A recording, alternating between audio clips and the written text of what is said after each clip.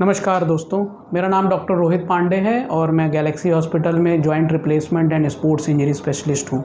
आज 12 अक्टूबर को हम लोग वर्ल्ड आर्थराइटिस डे मनाते हैं और हम लोगों ने सोचा कि हम आपको इसके बारे में ही कुछ थोड़ी जानकारी दें कि एक्चुअली ये डे हम लोग को मनाना क्यों पड़ता है। तो आर्थराइटिस अगर हम आज की डे में देखें तो जो है एज़ हमारी जितनी भी पॉपुलेशन है उसकी उम्र बढ़ रही है, तो आर्थराइटिस एक मेनली एजिंग डिजीज़ है। तो जैसे जैसे हमारी एज बढ़ती है मोर और लेस हर आदमी में आर्थराइटिस होता है। तो हमें इसके मूल कारणों के बारे में जानकारी होनी चाहिए और ये भी पता होना चाहिए कि हम ऐसी क्या चीज़ें कर सकते हैं कि जिससे हम इस आर्थराइटिस को मैक्सिमम डिले कर सकें। तो जैसे कि आर्थराइटिस है, आर्थराइटिस में मेनली जॉइंट्स का इन्वॉल्वमेंट होता है और कोई भी हमारा अगर कोई भी जॉइंट है, जैसे कि ये घुटने का जॉइंट है, तो इसमें ये नीले रंग का कार्टिलेज होता है। विथ एज यही कार्टिलेज हमारा घिसने लग जाता है। अदर कॉजेज़ भी हैं आर्थराइटिस के जिसमें एज से पहले ये चीज़ घिसने लग जाती है। तो इसी घिसन की वजह से जो हमारे घुटने में एक गद्दी होती है वो समाप्त हो जाती है और उस गद्दी को जो है, जब तक वो गद्दी रहती है तब तो हमें दर्द नहीं होता, लेकिन यदि अगर गद्दी समाप्त हो जाए तो हमारे जोड़ के अंदर पेन होने लगता है। तो आर्थराइटिस मेनली जो है दो टाइप्स में डिवाइड किया गया है। एक तो होता है ऑस्टियो आर्थराइटिस जो कि एज के साथ होता है और अमूमन सभी में पाया जाता है, किसी में कम किसी में ज़्यादा। और एक होता है इन्फ्लेमेटरी आर्थराइटिस।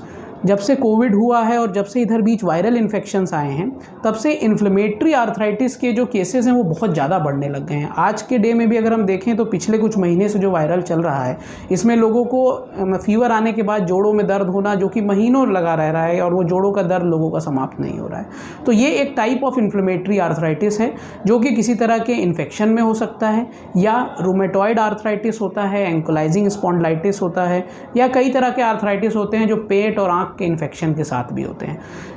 जानने वाली बात यह है कि ये जो इन्फ्लेमेटरी आर्थराइटिस वाला ग्रुप है ये किसी भी एज ग्रुप में हो सकता है, बच्चों से लेकर बूढ़े तक, जबकि ऑस्टियो आर्थराइटिस एक एज के साथ होने वाला डिजीज़ है जो जब आपकी एज बढ़ेगी तो बॉडी वीक होगी और आर्थराइटिस डेवलप होगा। तो हम क्या कर सकते हैं आर्थराइटिस से बचने के लिए? तो सबसे ज़्यादा ज़रूरी जो एक यंग पॉपुलेशन को करना चाहिए वो ये है कि physical activities, at least 30 minutes of physical activities is very much required, जिसके अंदर आप साइकिलिंग, रनिंग, कोई ना हल्का फुल्का वेट उठाना, अगर आप ये काम कर रहे हैं तो आपके muscles as well as bones काफ़ी तंदुरुस्त रहते हैं और आर्थराइटिस के जो चांसेस हैं वो कम होते जाते हैं। यही लेकिन जैसे जैसे हमारी उम्र बढ़ती जाती है तो वो काम जिससे हमारे जोड़ों पे ज़्यादा जोर पड़ना है, जैसे कि नीचे पलथी मार के बैठना या बाथरूम इंडियन वाला यूज़ करना या सीढ़ी चढ़ना, इन चीज़ों से आर्थराइटिस का जो रेट है वो काफ़ी फास्ट होने लग जाता है।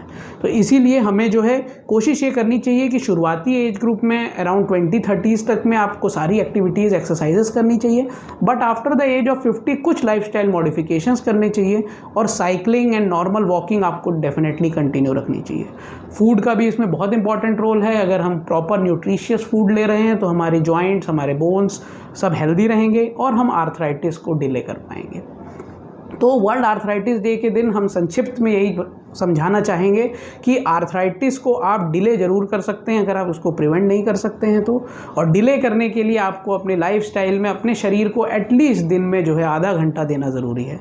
अगर आप इतना कर सकें तो आप एक स्वस्थ ज़िंदगी जी पाएंगे और हमारा जो ये आर्थराइटिस डे का मूल मंत्र है उसे हम पूरा कर पाएंगे। धन्यवाद।